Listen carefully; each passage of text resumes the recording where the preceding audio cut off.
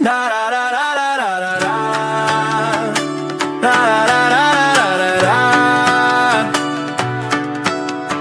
web a voz ecoa forte, rádio e TV, Estância Repórter, conectando gente, conectando amor, do local ao mundo, sem fronteira, sem dor. Estância agora, conectada ao mundo, pela rede, a verdade é o assunto. Cultura, esporte, arte e informação. Estância agora, em qualquer estação. Jornalismo sério, compromisso real. Entretenimento, cultura sem igual. Programas educativos, a voz da gente. Estância agora, presente. Estância agora, conectada ao mundo, pela rede, a verdade é o assunto. Cultura, esporte, arte e informação.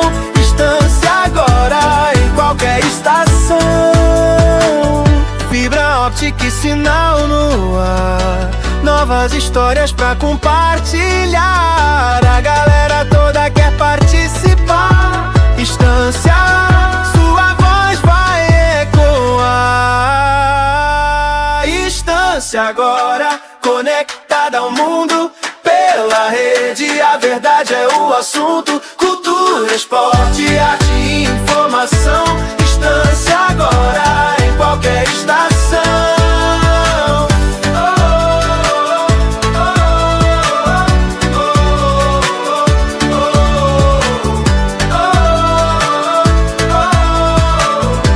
Estância sempre on, sem parar. Este programa é uma produção independente e todo o conteúdo é de responsabilidade de seus idealizadores. Cada história guarda um pedaço da nossa identidade. Cada voz constrói a memória do nosso povo. Está no ar. Arquivo da Nossa Gente. Um programa que preserva memórias, valoriza pessoas e conta a história de quem faz a nossa terra ser o que ela é. Programa Arquivo da Nossa Gente. Apresentação: Fábio Francão.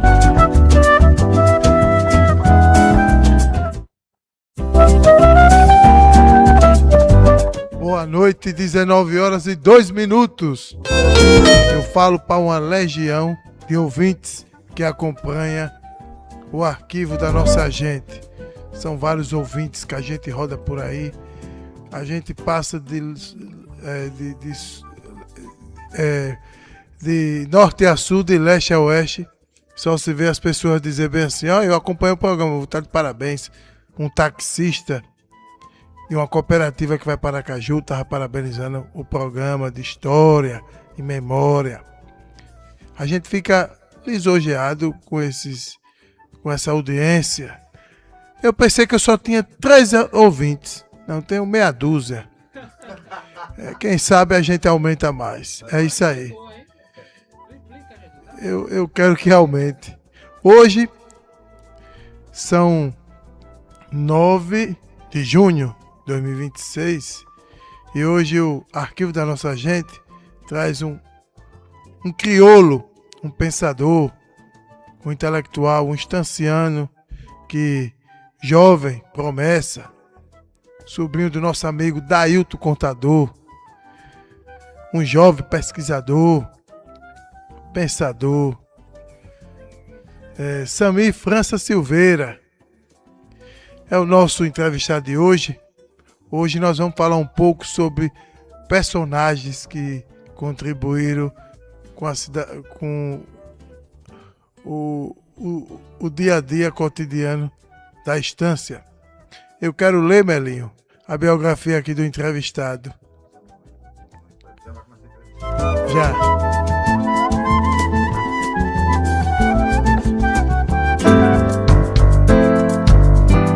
Agora, uma conversa que guarda memória. Entrevista no arquivo da nossa gente. Quero ler aqui a biografia do entrevistado. Samir França Silveira é natural da cidade de Estância, é graduado em História pela Universidade Federal de Sergipe, é da universidade que sai esses crânios, da UFES. Acadêmico em Filosofia, UFES, e técnico em Administração, Senai. Ocupa a 35ª cadeira da Academia Estanciana de Letras, AEL. É escritor e pesquisador da história do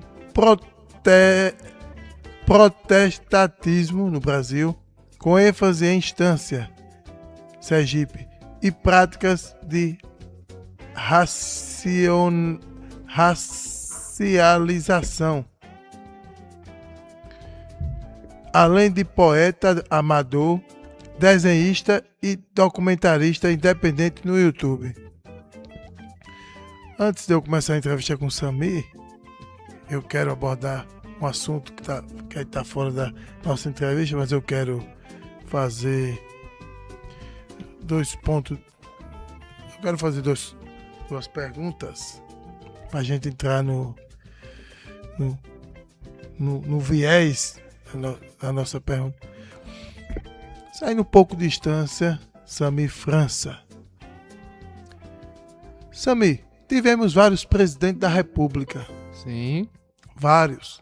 Dom Pedro II, Jânio Quadros, o Getúlio Vargas, Marechal Deodoro, vários presidentes da República. E tem o presidente Lula. Exatamente. Samir, no seu ponto de vista, todos os presidentes deram sua contribuição, quem passou e quem está no poder, que é o presidente Luiz Inácio Lula da Silva. Você, como um estudante de história, pesquisador, Samir, qual presidente da República tem grandes relevâncias para a história, na sua opinião? Que tal nós mudarmos um pouco a pergunta para o maior estadista? Sim, isso mesmo. Porque eu acredito que ela seja um pouco mais precisa. Esta pergunta, ainda assim, é bastante complexa do ponto de vista do historiador. E se a gente contar a partir do Império e toda a história republicana brasileira, acredito que se enquadram 3 principais estadistas. Eu acredito que também existem rankings, né? Só basta pesquisar na internet que a gente encontra. Fica entre Dom Pedro II, Getúlio Vargas e Luiz Inácio Lula da Silva, atual presidente. Pegamos então um pequeno resumo do que foi cada um nestes termos. Dom Pedro II, frequentemente associado à consolidação do Estado Nacional, à preservação da unidade territorial, à estabilidade institucional no segundo reinado, ao incentivo à ciência e à cultura. José Murilo de Carvalho, um historiador conservador monarquista, um excelente historiador, afirma que ao final do seu governo o país encontrava-se politicamente consolidado e que nenhum outro chefe de Estado marcou tão profundamente a história do país. Diversos historiadores destacam também que ele continua sendo uma referência para compreender a formação política do Brasil. Vamos então para o Getúlio Vargas. Getúlio Vargas foi um divisor de águas. Ele cria praticamente o Estado moderno brasileiro. Rompe com as oligarquias que predominantemente estavam associadas ao Estado de São Paulo e Minas Gerais. Os estudantes de História na universidade têm a oportunidade de aprofundar mais. A gente vai perceber que existia uma articulação política entre outros estados, inclusive do Nordeste. Aquela questão da política café com leite que é aprendida na escola. Então, seu legado constitui na centralização política, administrativa, da legislação trabalhista, da industrialização e a ampliação da capacidade de intervenção do Estado na economia. Mesmo os historiadores mais críticos ao seu autoritarismo, afinal de contas, Aquela época era uma época de decadência da democracia liberal. O mundo todo, até Dwight Eisenhower, tornou-se, lá nos Estados Unidos, dita, entre muitas aspas, com a maior democracia do mundo. 4 vezes, sendo como presidente republicano. Então, ele continua a ser uma referência duradoura. Lula, sua importância histórica é inegável, acredito até para os mais críticos. Seus governos estão associados à grande mobilidade social, à distribuição de renda, à expansão das políticas sociais, ao crescimento da presença internacional do Brasil, sobretudo na área da educação, é inegável isso, e no consumo. Entretanto, é ainda um personagem ativo, diferente dos outros dois, Dom Pedro II e Getúlio Vargas. Então, ainda há uma produção historiográfica em curso. Não há tanto consenso historiográfico como se tem presente nos dois anteriores. Então, em suma, por que eu gosto de explicar? Porque, como eu disse, é uma questão complexa. Para a gente definir qual seria o maior estadista, teria que definir o quê? Os parâmetros. E aí é que entra toda uma outra questão.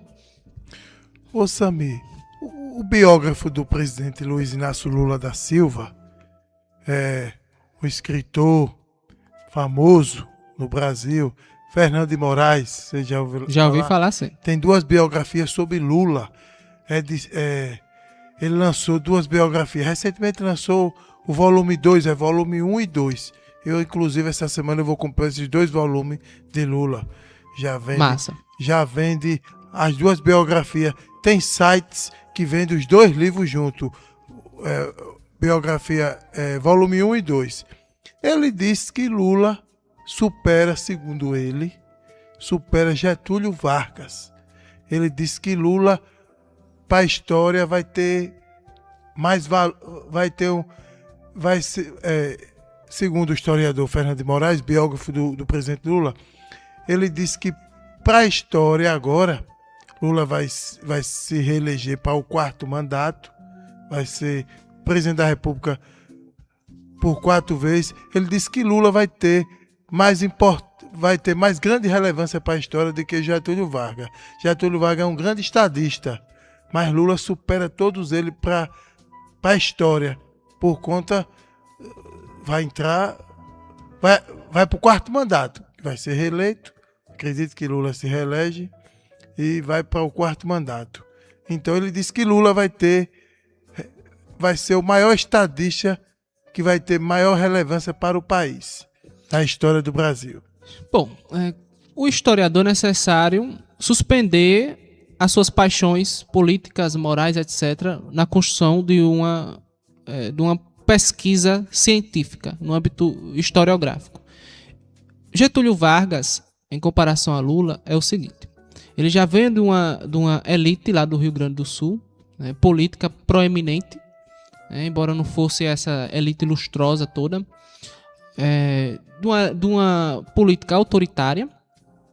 Quando ele dá um golpe em 1930, aí que tá, foi um divisor de águas, a velha república para o Estado Novo. Até hoje a gente consolida estes termos, velho e novo. Porque isso é fruto da propaganda ideológica da época. Estado novo e velho com relação ao quê? Devido à questão das oligarquias. É uma nova mudança de percepção, olhar com relação às classes mais abastadas. Ele mudou a perspectiva. Ele dizia nos seus discursos trabalhadores. Antes era senhoras, senhores, coisa e tal. Em 37 dá um golpe, dentro do golpe se torna um ditador, fica mais alguns anos no poder, ao todo 19 anos. Em 1950 retorna ao Palácio do Catete, lá no Rio de Janeiro, que era o Distrito Federal da época.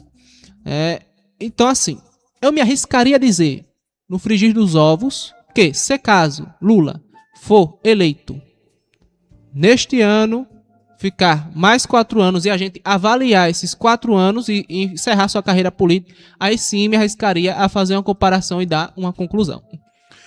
Outra coisa, Fernando de Moraes também é biógrafo. Aqui peguei a matéria aqui. Lula terá mais relevância para a história do que Getúlio. Matéria de 31 de março de 2026. Em novo volume da biografia, o biógrafo de Lula reconstrói a travessia dos últimos anos da ditadura até a vitória de Lula em 2022. Legal, gostaria de ler. Eu vou comprar esse livro, eu vou lhe emprestar antes de eu ler. É mesmo? Massa. Preocupe não, eu vou emprestar. Obrigado. O Sami, outra coisa. Ele é biógrafo de Antônio Carlos Magalhães, do senador Antônio Carlos Magalhães, o saudoso ACM. Ele também é biógrafo dele. Massa, legal. Ele é um cara que é biógrafo de Lula, um líder, o maior líder da América Latina, líder de esquerda, e Antônio Carlos Magalhães, que é um político de direita, conservador. Você vê que ele escreve também biografia de político de direita. Nós temos aqui o Ibaré Dantas, né? Sim, Ele professor escreve Ibaré Dantas. recentemente sobre Marcelo Deda, né? Também correligionário. Eu quero entrar em a segunda pergunta, Pois não. para a gente fechar e ir direto ao tema. Sami, a gente Estância teve duas mulheres que foram prefeitas de Estância. Teve a primeira, Núbia Nabuco Macedo, nos anos 50, aos 33 anos de idade. Tivemos a segunda mulher a assumir o cargo do executivo de Estância, em memória também, Dona Deise de Oliveira Garcia, a segunda mulher prefeita da história de Estância, foi vice-prefeita e depois tornou-se prefeita, assumindo o cargo, com a vacância do cargo, com a morte do prefeito Nivaldo Silva.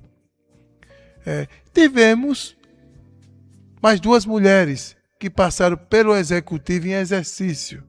Teve doutora Cleide, que foi prefeita, era vice-prefeita do prefeito Ivan Leite e assumiu o executivo por duas vezes, assumiu por duas oportunidades por 15 dias. E tivemos, por último, a professora Adriana Leite, que foi vice-prefeita e assumiu por 15 dias. Foi prefeita em exercício. Sami, qual a importância para a história de quem passou, eu falo das mulheres, quem passou pelo executivo, que foi Dona Núbia, foi titular. Dona Deise assumiu com a vacância do cargo, com a morte de Nivaldo Silva, ela assumiu o mandato permanente. E doutora Cleide passou pelo executivo também por 15 dias. E a professora Adriana Leite também por 15 dias. A pergunta: qual a relevância para as duas primeiras? Dona Núbia e Dona Deise, que foram prefeita permanente. E as outras duas que foram vice e assumiram interinamente. Como é que você vê como historiador a importância de Estância? Pois bem, veja só, teve até uma oportunidade na reunião da Academia Estanciana de Letras que discursei sobre a história da misoginia ao longo das civilizações. E é latente a perspectiva desde os tempos antigos de uma diferença social e jurídica com relação às mulheres, sempre colocando a mulher em deferência com relação ao homem, com argumentos de diversos tipos, teológicos, médicos, clínicos, seja o que for. Então, no âmbito da República, que se dizia liberal, ela dava plena igualdade a todos.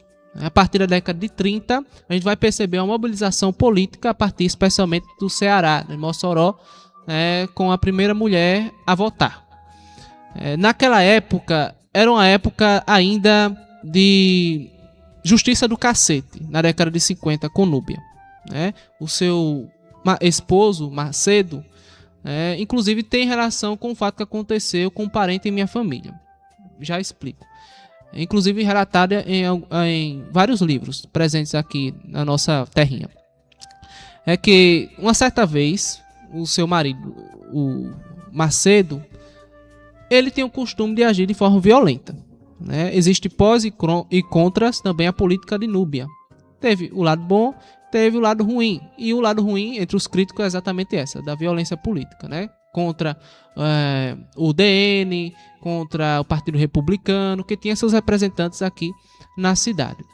E uma certa vez, num tiroteio que aconteceu, um parente meu de nome Miro, um mecânico, acabou levando uma bala na testa.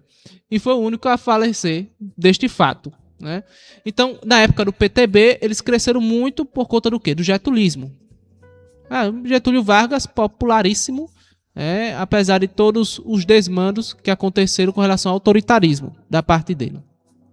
Eu julgo que, pelo fato de ser uma pioneira, figura mulher, ela também não se eximiu da misoginia presente em seu tempo.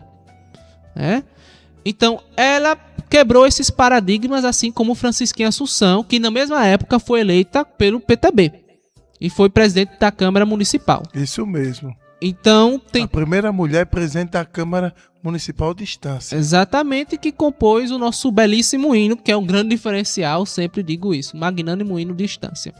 Então, eu penso que, pelo fato deste pioneirismo, exige uma importância política maior, que é exatamente quebrar os estigmas.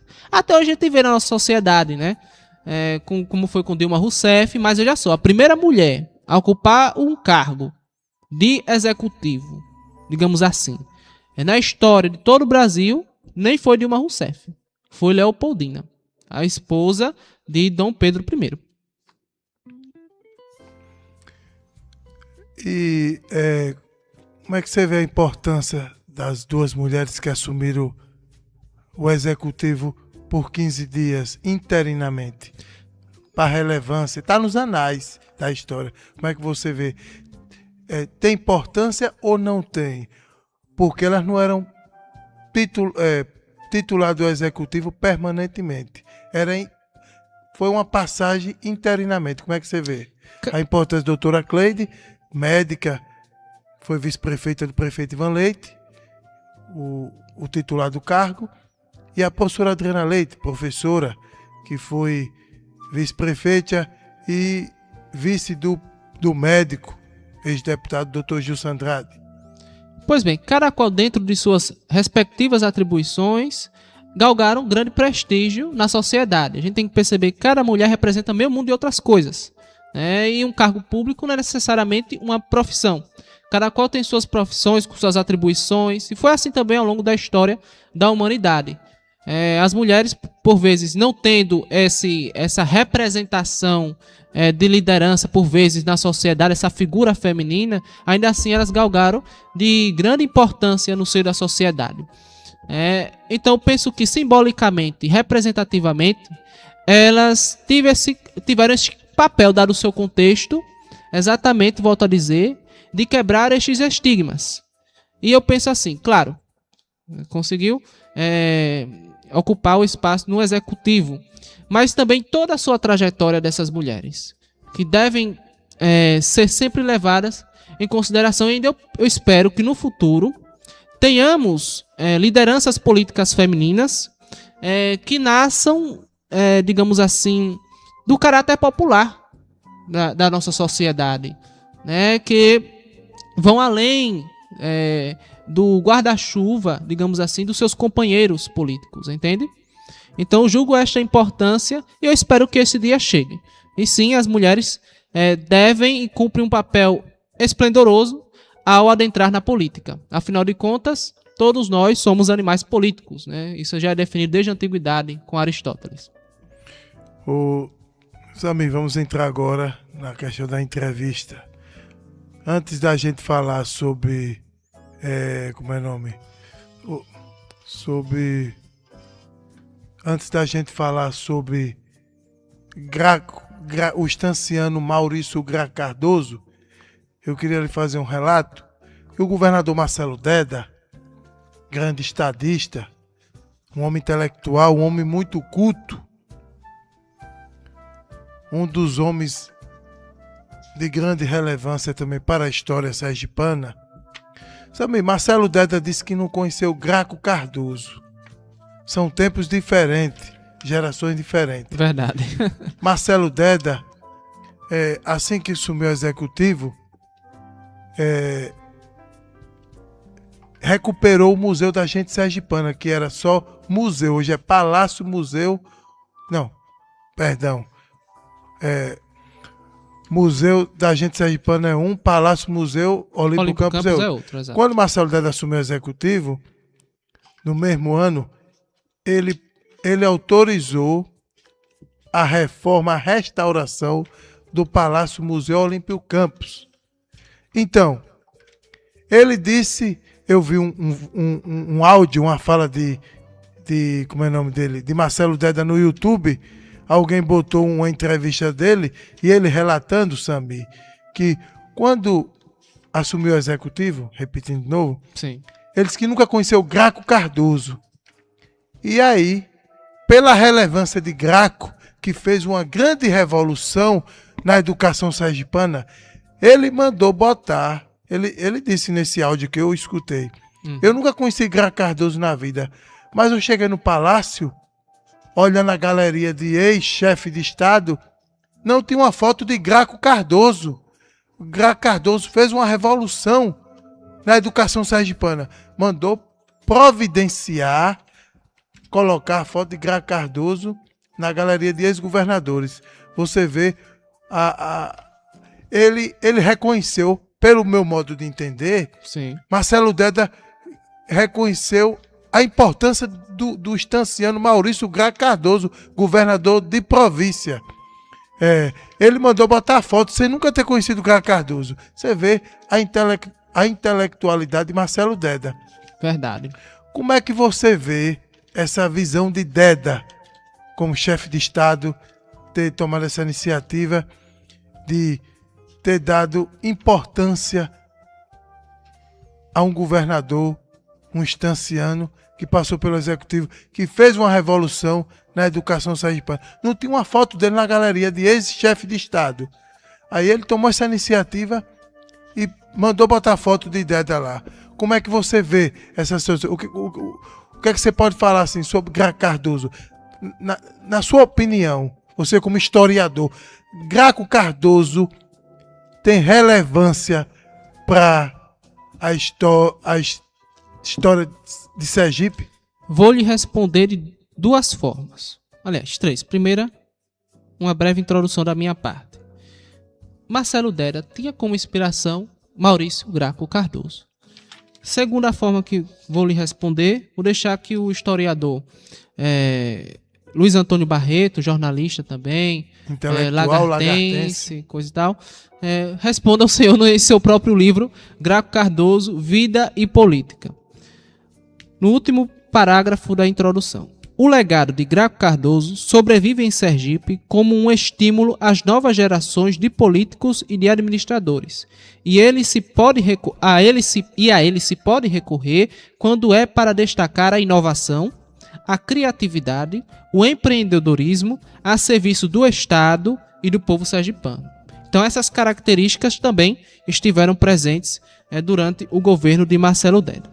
E a última forma, como vou lhe responder, é lendo um trecho do discurso do próprio Graco Cardoso. Inclusive ele mandou lembrança para todos os senhores e senhoras Bob Esponja que estão assistindo a nós. Veja só, na mensagem de 1925 enviada à Assembleia Legislativa, Graco Cardoso retoma o assunto das edições sergipanas, fazendo a síntese da sua consciência intelectual, ou seja, algo que ele comunga também com o Marcelo Deda, de nossa geração.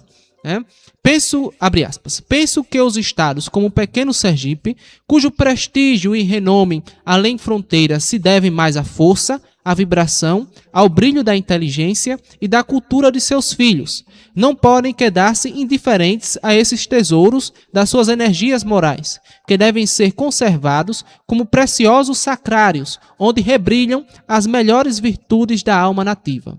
O historiador, o crítico ou o filósofo do futuro, tendo assim à mão, desde logo, acumulados genuínos elementos para o estudo da nossa psique regional, poderá tirar desse magnífico material as conclusões lógicas que nos levantem da humildade para um legítimo orgulho e sejam o brasão da nossa glória, nos domínios esplendentes das letras e do pensamento nacional. Fecha aspas. Este homem, criado no seio de uma família de magistrados, tinha em toda a sua carreira política coerência com relação e compromisso com a educação. Então é isso que eu julgo fundamental, inclusive para os dias de hoje. Ô Sami, você como historiador, pesquisador, assim, como foi o governo de Graco Cardoso? Assim, não, Graco Cardoso não era um homem de esquerda. Sim. Eu acho que era um homem conservador. Isso mesmo. Ele foi fundador do partido, do Partido Conservador Sergipano. Assim, como é que você vê, como você vê um homem de esquerda, um intelectual, assim, fazer um reconhecimento sobre dessa magnitude ao estanciano Maurício Graco Cardoso? Veja só. Mais de 80% da história republicana brasileira foi governada por personagens políticos de direita. E só recentemente, especialmente, aliás, teve também João Goulart, né? Centro-esquerda. Julgo ser uma evolução social, cultural, política, a admissão de consensos, de reconhecimento em que ambos os espectros políticos, que por sua vez são vastos, embora dentro do campo político da direita seja mais vasto ainda, existe até pesquisa com relação a isso, existem seus méritos e os deméritos. Ainda tem a questão da aplicação de cada contexto e também de amplitude de determinadas políticas públicas. Se é local, é regional, a nível nacional, depende do tamanho do país, etc. Durante o ensino médio, desenvolvi um estudo sobre os países nórdicos. E depois continuei a ler e a pesquisar sobre isso. Os países nórdicos, durante sua história, por exemplo, a Suécia, com o Anders Chydenius, que era um pastor protestante que antecede Adam Smith, né, pai do pensamento, digamos, liberal, em A Riqueza das Nações, esta obra, seu Magnus Opus, né, a gente percebe ao longo da história desses países, por meio da experiência, acertos e desacertos, e no fim das contas um consenso entre ambos os espectros políticos. Eles se sentam à mesa e vai debater a ciência, a matemática da coisa. Teve a época do liberalismo clássico, depois época da esquerda. Ambos tiveram seus problemas, né? Na esquerda, por exemplo, foi o imposto em cima de imposto. E depois veio uma democracia liberal, um ordoliberalismo, como também é chamado na Alemanha. Então, eu particularmente comungo dessa perspectiva política.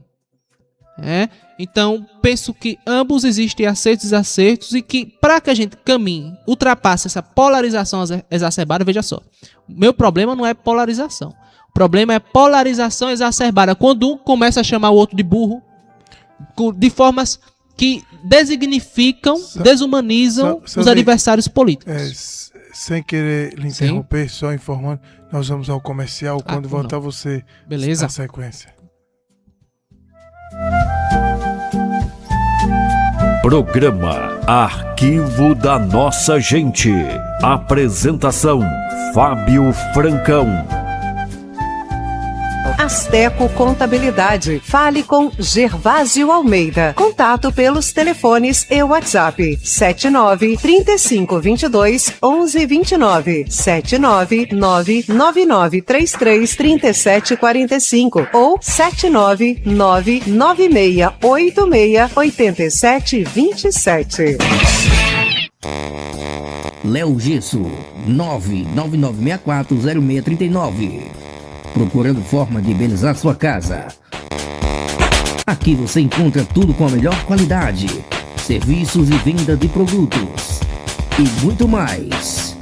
Léo Gesso, próximo ao antigo bar do Ronaldão. Conjunto Valadares, em Estância. Léo Gesso. Para o que você está fazendo e presta muita atenção. Venha para a melhor internet de Sergipe. Jet Fiber, com planos de até 500 mega. Jet suporte técnico rápido e eficiente. Não vai perder tempo por aí, né? Ligue 0800 311 mil e chama a Jet. Oi, gente, tudo bem com vocês? Acompanhem comigo um dia aqui no Lane Paixão. Hoje eu vou tirar o dia especialmente para cuidar de mim. Começando agora pelos meus cabelos, os meninos vêm me recepcionar aqui na recepção. E aí vou cuidar do meu cabelo. Aqui eles já estão verificando qual vai ser o melhor produto, qual vai ser o melhor tratamento para o meu cabelo. Em seguida as meninas já vêm, né, com os seus carrinhos já para fazer o meu pé. Gente, meu pé tá precisando urgente dar aquele upgrade. Então, óbvio que eu vou fazer o spa dos pés para tirar toda a calosidade, todo aquele pé grosso. Em seguida, agora eu vou fazer minhas unhas. Gente, eu amo fazer as unhas e essa é a minha rotina de todos os dias. E para finalizar com chave de ouro, vamos fazer o design de sobrancelha que vai deixar ainda mais incrível o meu rosto, mais harmônico e pronto para começar o meu dia. Os boatos que rolam na cidade é que aqui no restaurante Saborear é o melhor lugar para almoçar. Será? Dizem que o cardápio aqui é variado e tem muitas opções. Será?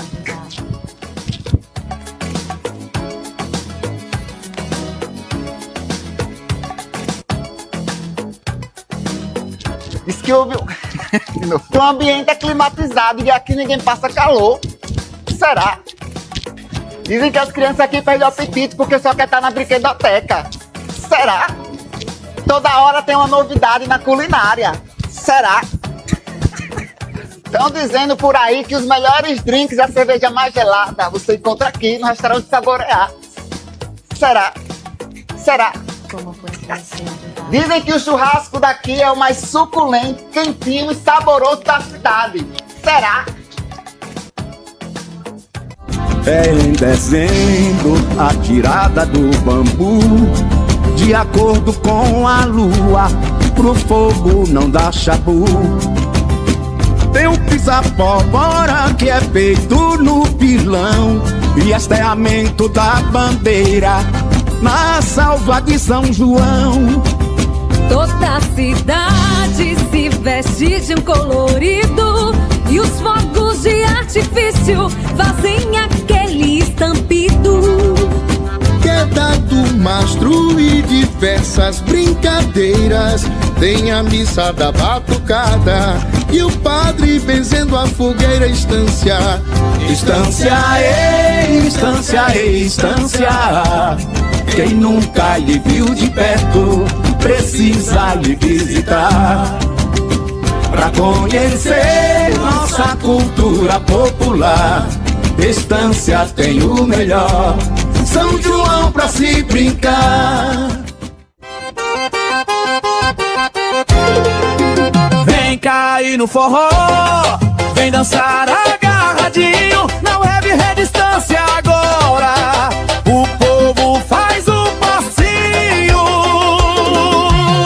da capital do barco de fogo pro mundão inteiro. O som bate no peito nesse maneirão maneiro.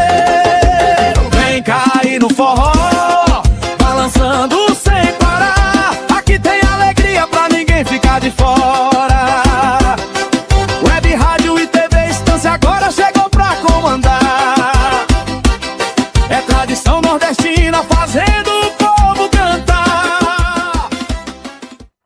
Programa Arquivo da Nossa Gente. Apresentação: Fábio Francão.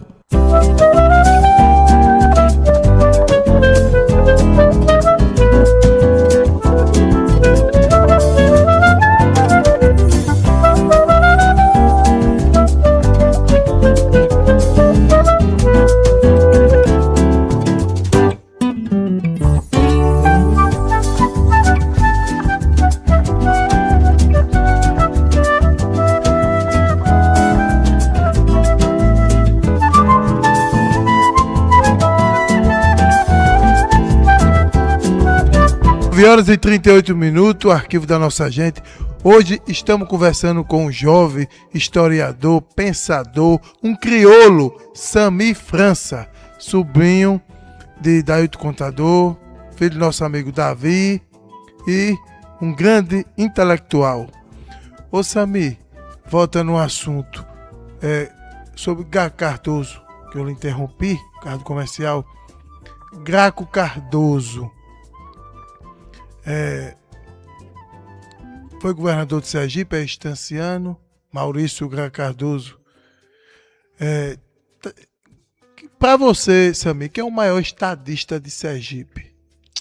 A nível de estado, de governo do estado. Rapaz, eita pergunta mais difícil ainda, porque exige uma compreensão que vai além das minhas capacidades em termos de pesquisa, porque não tem sido meu objeto de pesquisa os governadores do estado de Sergipe. Eu conheço Felisbelo Freire, porque foi um primeiro governador republicano de Sergipe, historiador, musicista, médico, mestiço, né? Conheço outros, como o próprio Maurício Graco Cardoso, um pouco de João Alves, um pouco de Marcelo Deda. Então fica difícil dar desse atestado. Mas puxando a sardinha para a Estância e para o que Graco Cardoso promoveu em Estância, eu voto em Graco Cardoso.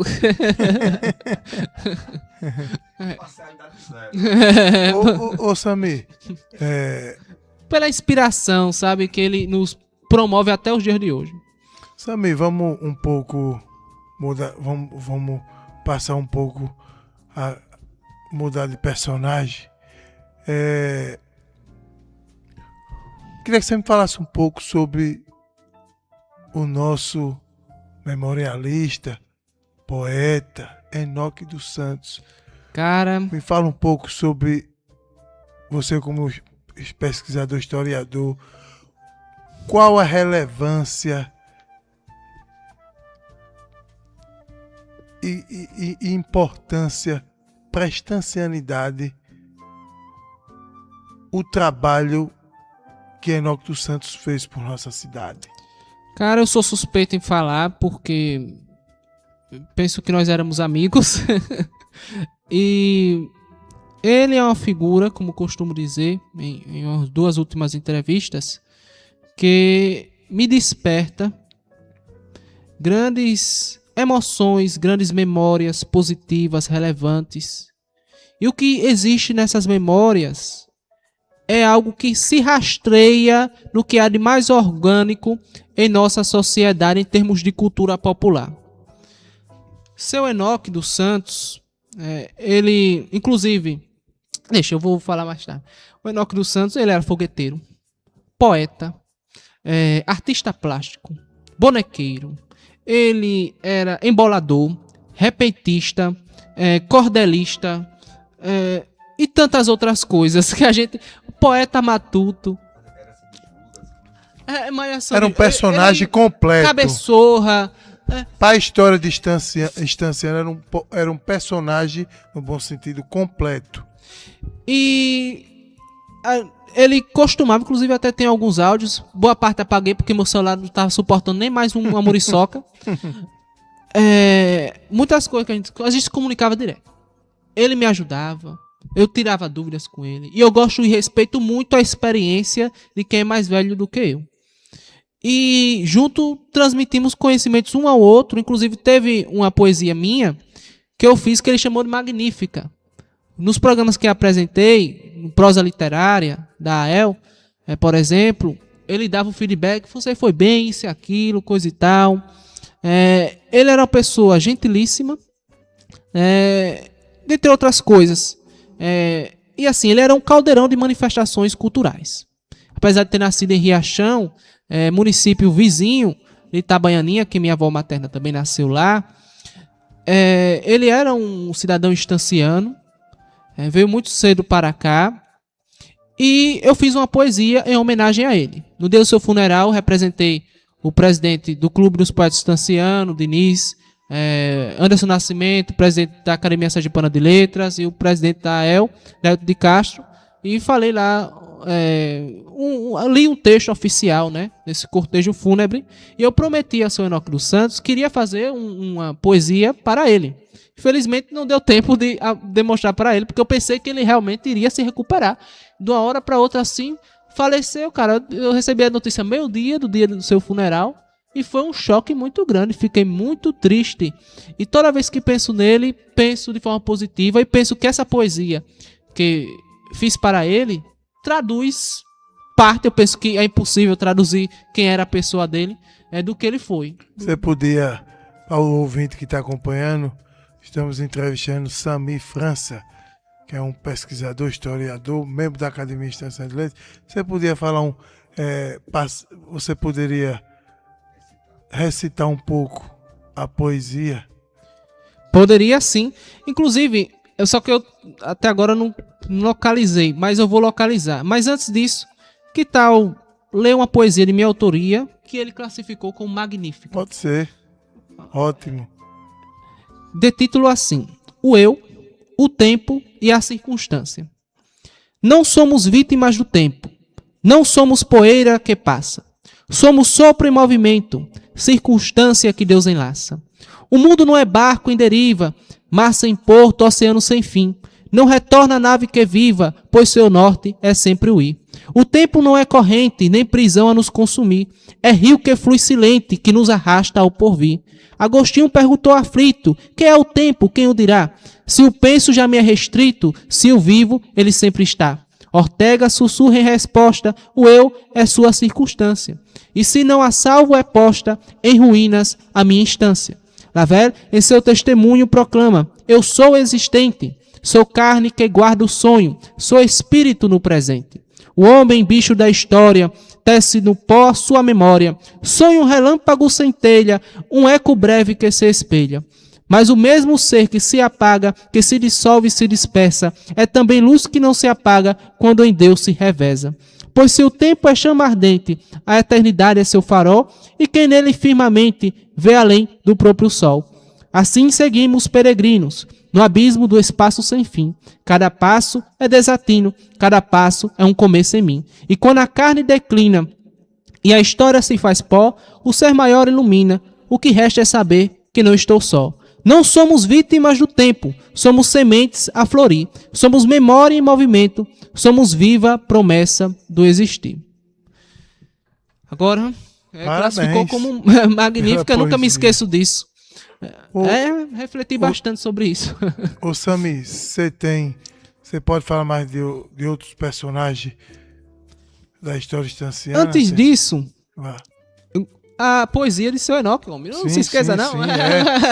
Sim. Encontrei agora. De título: Ao seu Enoque dos Santos. Seu Enoque dos Santos, todos hão de se a lembrar da poesia matuta, do buscapé a lumiar. Doutor em cultura popular, professor das artes, cordelista, repentista espetacular, das entranhas do povo, do botequim a da areia porto, seus versos irão rabiscar. Do alto cabeçorra ioiô, das festas de carnaval iaiá, do formigão falador, das bandeirolas singular, da embolada emboladora ao mundo embalar. Da teologia ou natural ciência, de tudo um pouco entendia, do desenho, pintura ou máscara, da efervescente pirotecnia. Civil atuante, chamado administrador, dos fitilhos sambistas, da década de 70 vereador. Coqueiro desfile, das esteiras de palha costurador, do alto do mastro mestre maestro com maestria e amor. Imortal de Riachão, homem de grande expressão, negro artesão sinônimo, inventiva criação. Compadre da gente, de cortesia solene, de alegria comovente, memória reverente, cultura triunfante. Enoque dos Santos, a estância é presente. Parabéns. Um abraço para o irmão da Igreja do Evangelho Quadrangular, Flávio Fontes, ouvinte assíduo. Ele deita no sofá, bota na televisão dele de 50 polegadas o programa Arquivo da Nossa Gente para assistir. Um abraço para sua senhora, também seu filhote, estão acompanhando o programa aí. Meia dúzia de ouvintes antenados. O meu caro Sami, outros personagens sobre a história estanciana, você pode falar mais de algum? Inclusive, eu deixei aqui, marcando o livro, um cordel, que antes dele... Esse foi o último cordel de seu Enoque. Sim. Antes dele falecer, ele autografou, deu a mim. Teve uns cordéis de capa branca, que foi a maioria. Teve uns cordéis de capa laranja e alguns poucos de capa azul. Capa azul, viu? Sim, com relação a isso, existe um livro. A minha amiga Rainha do Cordel possui mais de 200 cordéis publicados. Maria Salete da Costa Nascimento, carinhosamente Saletinha, de título A Expressão Poética Estanciana, a contribuição do Clube dos Poetas Estancianos. Por que eu gostei tanto deste livro e o recomendo? Porque, pessoal, este é um livro de grande esforço historiográfico.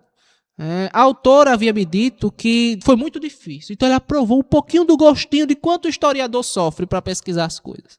Ela pesquisou, procurou saber do Dr. Jorge, visitou bibliotecas, Instituto Histórico, dentre outras fontes, tentando localizar as raízes poéticas de Estância, o que é uma tarefa muito, mas muito difícil. Existem jornais antigos, eu como barata de arquivo, sei perfeitamente. Os jornais antigos estão se despedaçando. Jornais estancianos tem alguns que a gente nem sabe onde está. Tinha um CD que tinha os jornais estancianos, ninguém sabe onde está. Tem alguns jornais cujas letras estão se apagando. Então, cabe pesquisadores assim como eu a importância e o reconhecimento da contribuição da nossa profissão, e Salete ela deu essa contribuição significativa a partir do capítulo 1, desde a Grécia arcaica, a 700 anos antes de Cristo, com Homero, o fundador, aliás, o criador, o autor da Ilíada e Odisseia, obras estas fundadoras da civilização ocidental.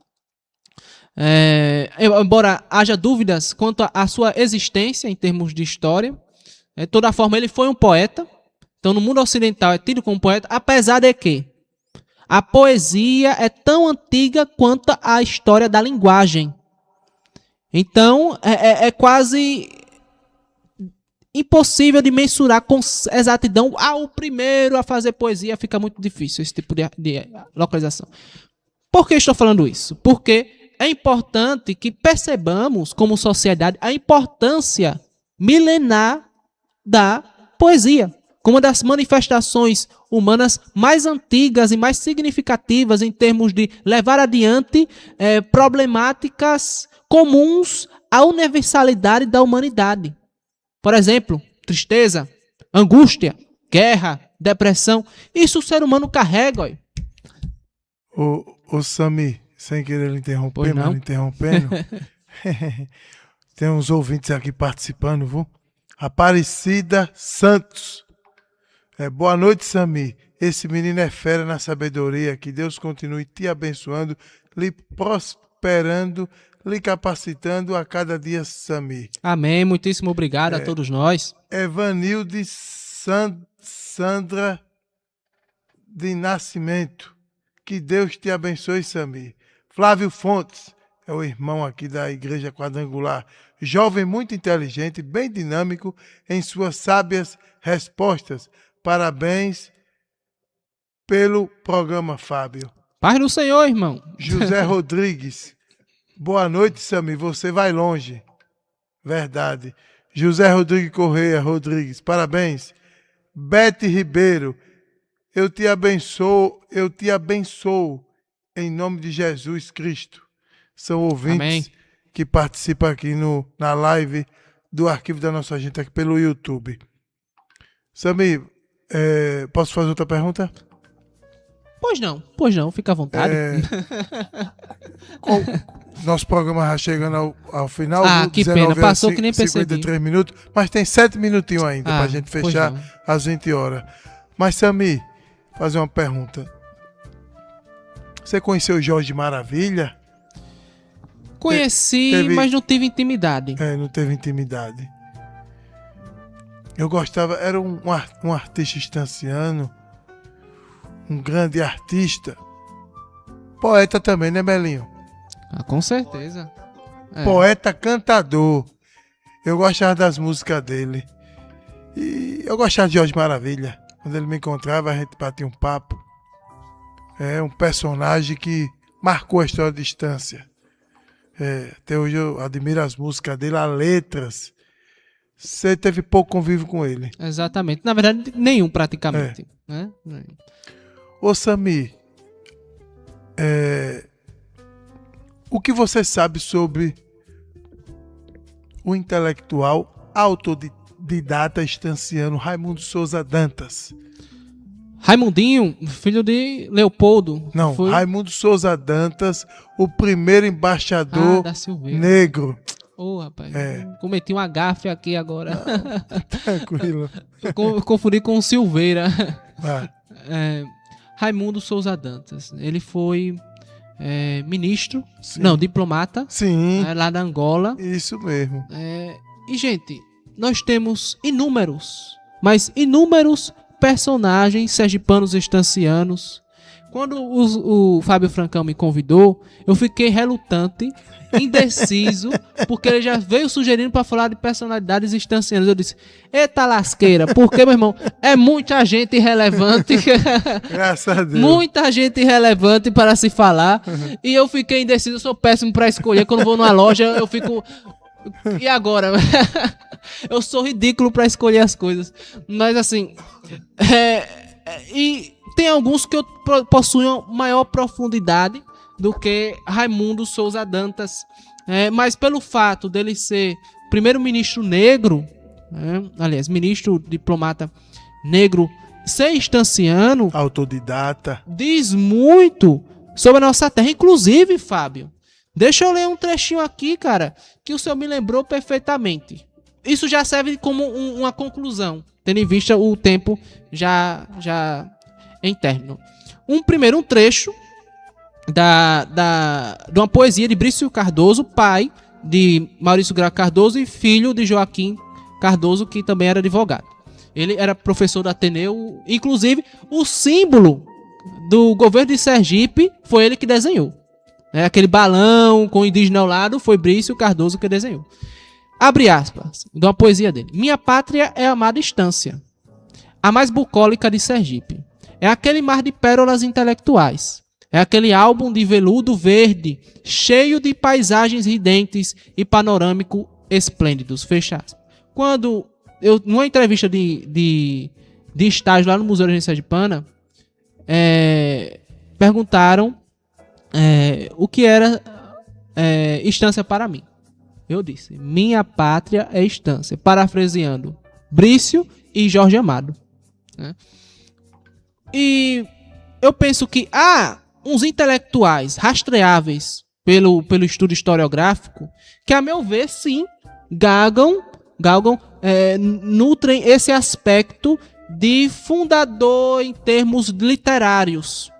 Me refiro exatamente a... Deixa eu ver se eu encontro aqui no livro de Salete Nascimento. Que no século XIX, pessoal, é o seguinte. Inclusive, eu quase estouraria a Terceira Guerra Mundial lá no Museu de Sergipana, quando um estudante, ou sabor estudante de história, disse que a estância não tinha característica de berço de cultura daquele Sergipe. Aí, meu irmão, aí eu virei no Giraia. Meu irmão, olha, foi o que falar. Aí eu citei, por exemplo, o romantismo literário, que inclusive temos aqui em Sergipe um estanciano, gente. Estância como berço da imprensa sergipana é em si próprio uma invenção técnica, tecnológica e que deu asas a muitos poetas da época. Inclusive vou lançar uma hipótese aqui, cara, inédita essa hipótese. Inédita, bota aí na própria... Inédito. O seguinte... Em janeiro de 1860, Dom Pedro II esteve aqui em Estância. Inclusive, vou entregar na Galeria Félix Mendes, lá na Casa da Cultura, um desenho realista que fiz de Dom Pedro II. Ele foi agraciado com saudações poéticas de poetas estancianos. Um deles que se destacou foi José Gomes de Souza, irmão de Constantino Gomes de Souza. Ele recitou um poema intitulado Roma, diante de Augustus. Também Oséias Pitanga foi outro estanciano que homenageou o imperador com a bela poesia que bem declamou, mas cujo título não foi descrito. Quando, na ocasião do batalhão patriota em frente ao Paço Imperial, Juvino Antônio Barreto recitou uma saudação, a qual foi intitulada Brasil, minha pátria, que diz assim, abre aspas, grande serás sempre grande, pois guia-te um Pedro maior que Alexandre, governa-te um sábio que é mais que um rei, fecha aspas. Dom Pedro II ainda foi agraciado com a belíssima um belíssimo poema romântico, declamado pela jovem Josefina Emília, a qual foi muito aplaudida e teve suas mãos beijadas pelo imperador. Essa Josefina Emília, Rui Costa Nascimento, ou Rui Nascimento, ele vai descrever que foi por causa dela, da beleza, da estética dela, que Estância recebeu a alcunha de Jardim de Sergipe. Então, com certeza não tem nada a ver com a praça. Isso aí tem, sem dúvida. Agora eu vou lançar outra hipótese. A meu ver, hipótese não é teoria, não é algo... Dom Pedro II, para além da estética, por que não pensarmos desse modo? Jardim de Sergipe, ele colocou deste modo por quê? Porque aqui florescia muitos talentos em termos de intelectualidade, em termos de poesia. Eu fico imaginando isso, cara. Para além da beleza que foi colocado por Rui, para além de praças, a nossa riqueza está em cada um de nós. A nossa criatividade, né? Os nossos talentos, as nossas habilidades, as nossas aptidões. E além das barreiras econômicas comuns a todos literatos, criadores como eu, é importante resistirmos a isso. Nós, ávidos à cultura, ávidos à produção literária, incansáveis, temos que transpassar estas barreiras. Assim como estes poetas passaram, que por vezes também morreram pobríssimos. Esse mesmo Constantino Gomes, só dá uma... Ô Samir, só interrompendo, esse mês nós estamos vamos comemorar, no próximo dia 19 de junho, e depois no dia 26 de junho, o centenário de nascimento de Jorge Prado Leite, um homem chamado Trabalho. E dia 19 é o aniversário de nascimento do Dr. Jorge Prado Leite, um homem chamado Trabalho. E dia 26 é o centenário de nascimento de Pedro Barreto Siqueira, ex-deputado, ex-prefeito. São duas personalidades que marcaram o solo estanciano. Em uma palavra só, como é que você define a importância de Jorge Prado Leite, Dr. Jorge Prado Leite, um homem chamado Trabalho, para relevância estanciana? Li este livro de Ricardo Leite, que é sobrinho dele. Também ainda não concluí a leitura do livro que é de autoria do genro. Não é o Chefe genro, não. Invisível? Não. É do cunhado de Misael Dantas, que é pastor batista, inclusive, Antônio Martins. Antônio Bezerra. Bezerra Martins. Antônio Bezerra Martins. Isso.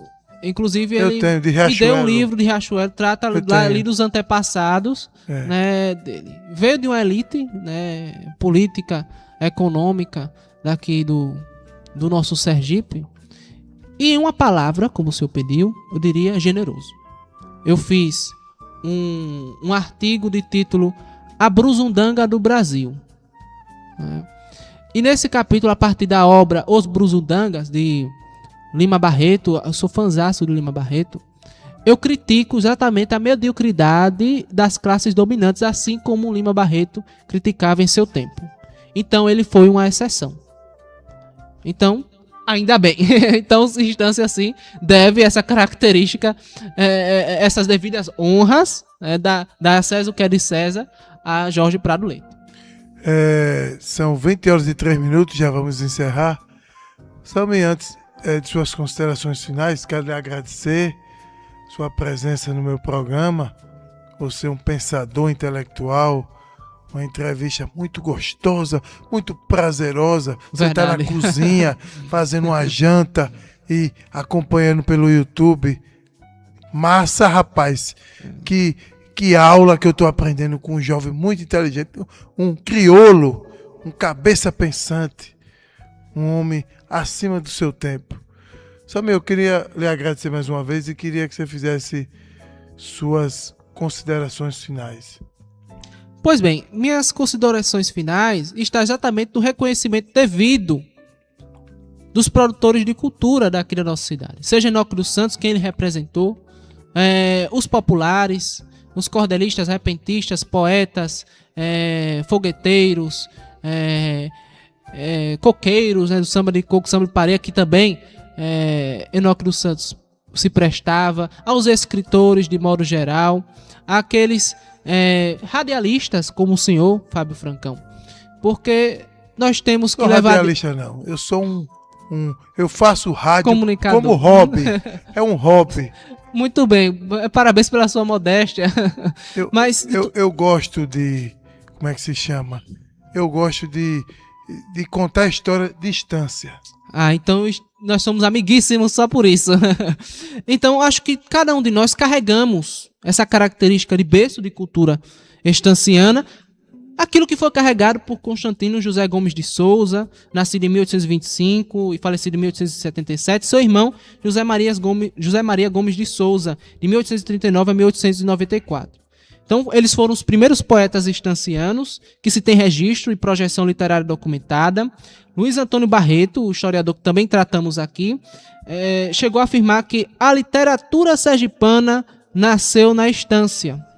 Então, destacando especialmente o Constantino Gomes, José Maria Gomes, Pedro Calazans e todos os outros. E Constantino Gomes, ele também foi, além de poeta, dramaturgo e romancista. Então, pessoal, eu gostaria de finalizar também, brevemente, já me colocando à disposição para qualquer outra entrevista, com uma poesia. Não há nada mais delicioso do que uma poesia. Inclusive a poesia do saudoso Riachão Matuto, Enoque dos Santos, Melinho é fã de seu Enoque, fica uma felicidade. E a característica dele, gente, é que nos seus cordéis é que ele é também um poeta memorialista, né? Tem uma poesia dele que diz de título assim: Beleza. E já dedico à estância e todos os ouvintes, e já me despedindo de todos. Ó, minha estância querida, terra do meu coração, fica de braços abertos para receber os irmãos, quando chega o mês de junho, nos festejos de São João. Quem visita a minha estância com todos os seus festivais, especialmente São João, não esquecerá jamais. É chegar gente de fora e cada vez chegando mais. Estância, seu belo nome, de origem mexicana, as festas do mês de junho é a sua maratona. Mostra as pisas de pólvora em todo fim de semana. Senhor Rei do Universo, de bondade e esperança, São João do Carneirinho não se afasta da infância. O melhor São João do Brasil é um São João da estância. Viva seu Enoque! Esse programa eu dedico à memória de Enoque dos Santos, poeta, cantador, um estanciano ilustre. Samir, mais uma vez, muito obrigado. Estouramos aqui o horário, 20h07. Eu encerro por aqui. Depois eu quero, em off, marcar com você uma segunda parte da entrevista. E, se o dono da vida permitir, Melinho, na próxima terça-feira estarei aqui. Um abraço e tenha uma excelente semana.